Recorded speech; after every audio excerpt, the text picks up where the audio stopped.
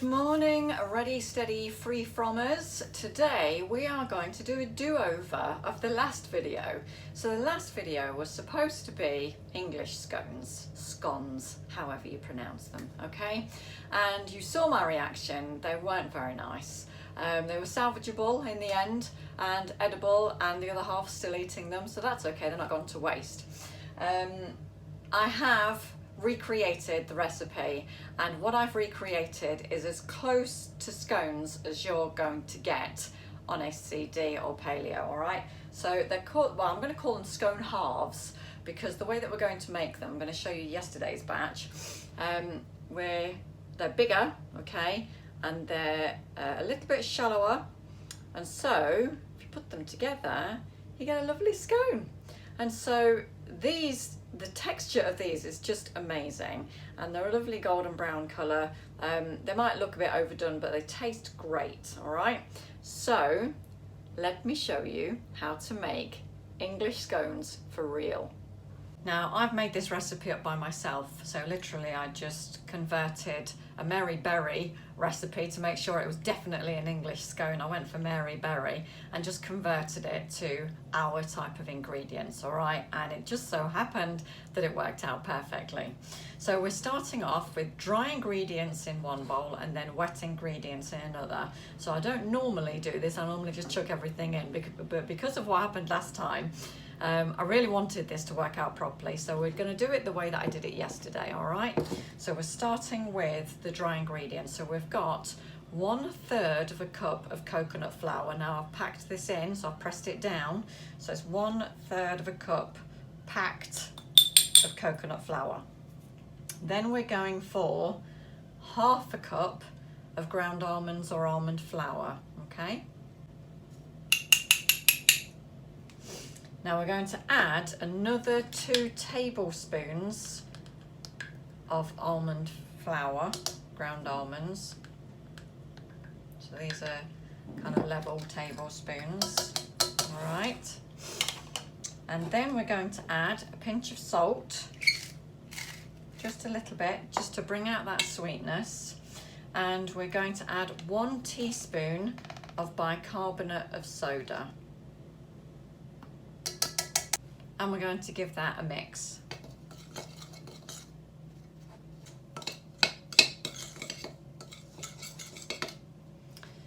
So I've given that a really good mix, and I've made sure all the lumps are out of the coconut flour, obviously as before. You can sieve if you want to.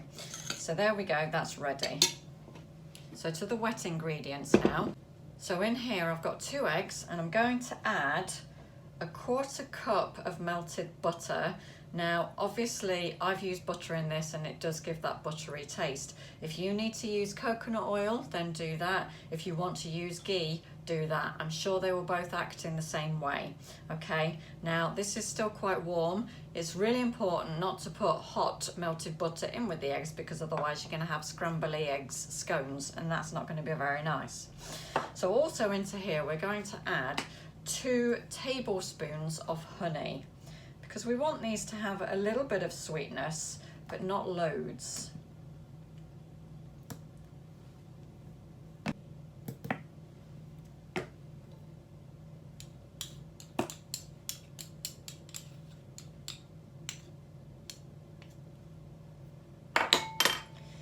So I'm just going to mix this up. I've not put the butter in yet, deliberately. Now we're also going to add a little bit of milk to this mixture. I'm just using cashew milk. You can use any milk you like. If you don't want to use milk at all, you could probably just get away with water, because it's just a bit of moisture that we're looking to get in there. So 2 tablespoons of milk. Now, it is quite important to measure that milk, because if you get the mixture too wet, then it's just not great, and it's difficult to handle. Okay, so we're now going to add the butter. So it's 50 grams of melted butter, or 1/4 cup.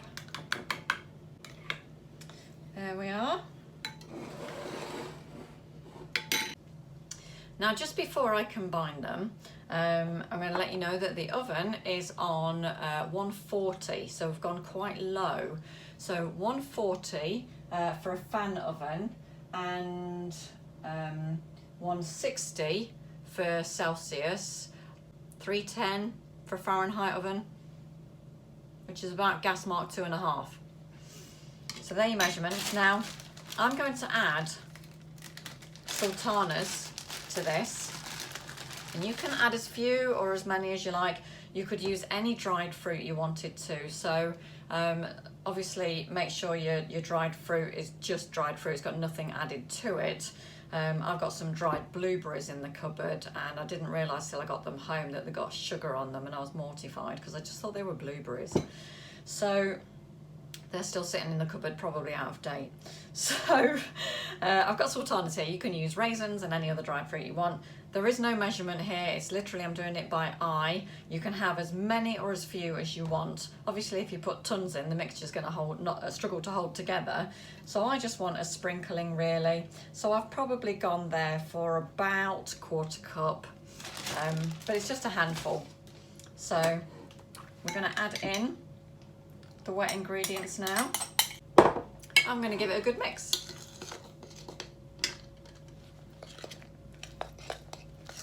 That lovely colour.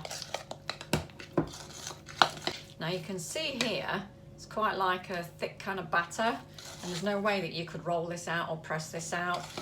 But remember, the coconut flour is in there and it's going to absorb. So what we're going to do now is just leave this for a few minutes and then come back to it after the coconut flour has absorbed, give it another stir, and then maybe leave it for a few minutes more. 10 minutes should be about the maximum amount of time needed to let the coconut flour absorb everything in. So while that's absorbing, I'm just going to do a bit of cleanup of the things that I've been using. So this is just 2 or 3 minutes later, and you can see it's already a lot thicker than it was. So just give it another mix. Lovely. It's nice and soft, which is great. So we'll leave that again for another few minutes. Right, so another few minutes later, so I've probably left it about 6 minutes if all's told, to kind of absorb. So you can see that the mixture is held together very nicely. So I'll show you, it's not sticking to my fingers, all right? So it's not super sticky, and that's how it should be. It's nice and soft.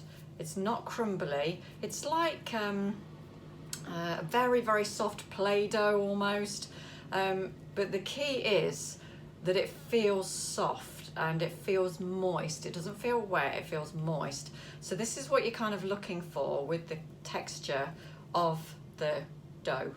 All right, so we're going to flour the work surface with some ground almonds or almond flour, and then we're going to press it out. I'm not going to roll this, I'm going to press it because it's quite small. You could do double batch, and you could make more, and you could attempt to roll it. So it's just, it might stick to the rolling pin, that's all, because it is quite moist. Okay, so I'm just going to sprinkle the almonds into the centre there. I'm just a lot more in the centre because that's where it's going to absorb the most, and I'm going to move it around. Okay, so you can see I've been able to gather it up into a ball. That's nice. There's hardly anything left in the bowl at all. So what we're going to do is just place it down, just move it around a little bit. This is the closest I've felt to working with dough or pastry ever since I started cooking specific carbohydrate style. So I'm just lifting it because I don't want it to stick, because it is moist. I don't want it to stick, so I'm lifting it. I'm scooping these almonds back into the middle and putting it back down, and I'm patting it as I go. So as I pat it, it spreads out and it soaks up those almonds. So just keep shifting it around. And we're going to pat it down until it's about 1 inch thick. I'm just going to put those edges in. Now the edges are breaking up because of the sultanas. So we keep turning it. You can't pick it up after a while because it gets so big that it might just break. So if you do a double batch of this, I would roll it out or press it out in 2 halves, just so that it's not sticking to the work surface. You could, of course, if you wanted to, do it out on greaseproof. However, I do think it would stick to the greaseproof or the baking parchment. Okay, we're just going to try and get as even as we can.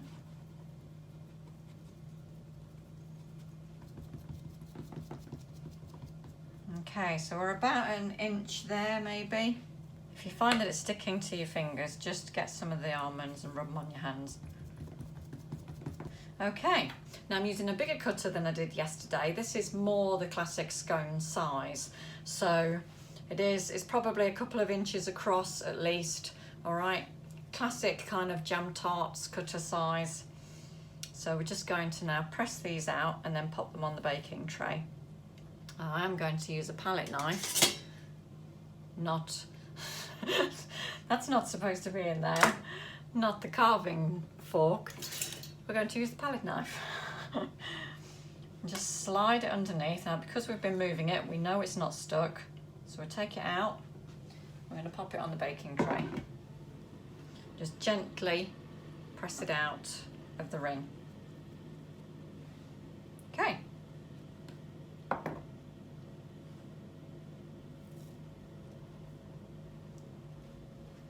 So we've got 4 out of that first cut, so we're going to recombine this all together. Put some more almonds on the base.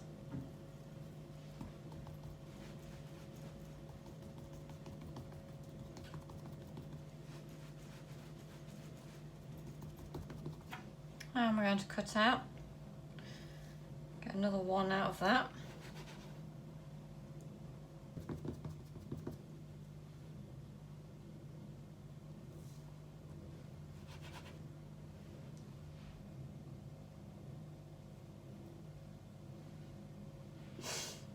Okay, so you can see, got 1 here, and it's not going to make a whole scone. So I've got kind of a situation that we had last week with the leftover bit. So it's up to you what you do with this. I might just pat it down and make an organic scone, a rustic scone. So it's about the same depth. So it'll take about the same amount of cooking time, maybe a little bit less. So this is the one that I'll keep an eye on while we're baking. So we'll just make room for it. Okay. So there we have it. So that mixture makes 6 halves plus a baby. And so if you put these together, like I showed you at the beginning, that you're going to make 3 proper scones, all right? So if that's enough for you, that's great. If not, then double the mixture. So I'm not going to milk these. The milk, if you just milk them, like brush the tops with milk, then it would just absorb into the scone. So I'm not going to egg wash them either, because I think they look just lovely as they are. If you want to egg wash them, go for it. So I'm going to pop these in the oven now for about 20 minutes, but I'll be checking on them from about 15 minutes onwards. Okay, so we've just taken them out of the oven. You can see that they're quite a deep golden brown colour, and if you press them, you can just press a little bit in the middle and it kind of springs back, and so that's kind of what you're looking for. So don't press it too hard because you're going to create a dent, but it's firm to touch. Okay, they're not crumbly, they're quite stable, and so they're firm to touch, but there's no kind of going into the mixture, so it just kind of presses in and springs back a bit. So that's what you're looking for. If you take them out, you know, so it's softer than that, they're just going to be more moist in the middle and a bit wetter. So there we are, they cooked. They took about 18 minutes in my oven, which is a fan oven. So now I'm going to show you the ones I had from yesterday and do a cheeky taste test. Now, interesting, the little one took as long as all the others because I think it was the same thickness, so it just took as long as all the others. So there we have it. So let's build the picture. So we have the first half of the scone there. The second half of the scone goes on top. So you can see it's a great size. This is a very small plate. It's a lovely size, perfect for a scone. Now you wouldn't normally eat a scone like this. You'd normally cut it in half and then you'd butter it and whatever. So don't worry about this brownness on the bottom. It's just because of the ground almonds that are on the bottom and the amount of moisture. Yesterday's I put more moisture in these, more milk actually, and so there was a lot more moisture in them.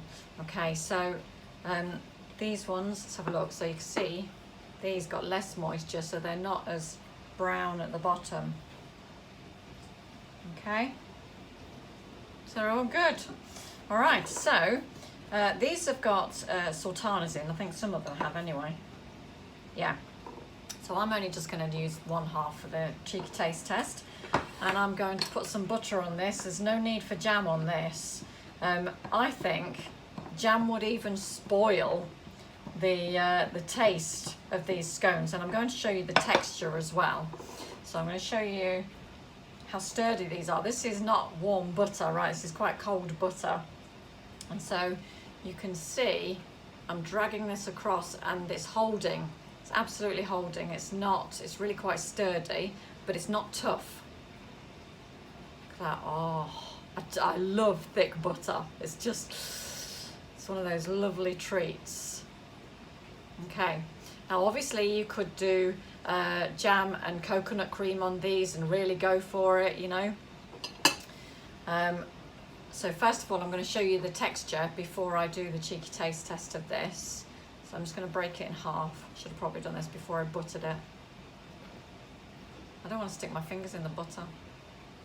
As you can see, I'm trying to, it's really quite sturdy. There we go. Okay, so you can see inside the texture, it's kind of, well, it's scone-like. It's kind of cakey, bready, which is what scone is. So it's really, really good. And I'm actually going to eat a bit with sultanas in. Okay, so I've got this half of the scone with the sultanas in it. And again, you don't have to have any fruit in it, or you can put whatever dried fruit that you want to in it.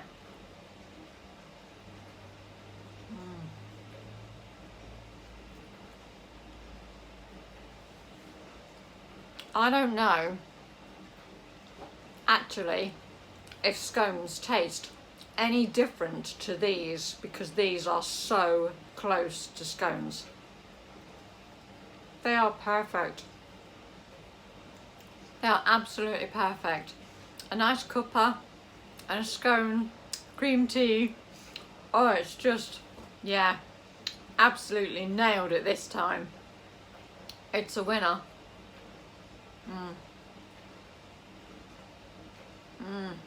It's very tempting to eat the warm ones. Warm ones are nice. Although, I dare say you could just microwave these for 10 seconds. You know, warm them up. It'll be lovely again. Ladies and gentlemen, this is a scone. Make it, share it, love it, enjoy how healthy it is, apart from the big slab of butter on the top. I will see you next time in the kitchen.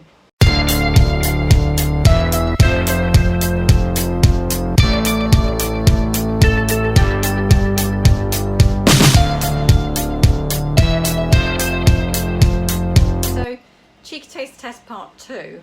Just because I used yesterday's scones, which had been sitting out, and so they were a lot firmer than these are normally. So this is one that's cooled from today's bake, and I just wanted to show you it's very sturdy and good, but it's lovely and soft. Okay, so it's a lot easier to break. Okay, so just wanted to show you that they're not as tough as they look like in the first taste test. Even without butter, they're good. They're great. Okay, see you next time.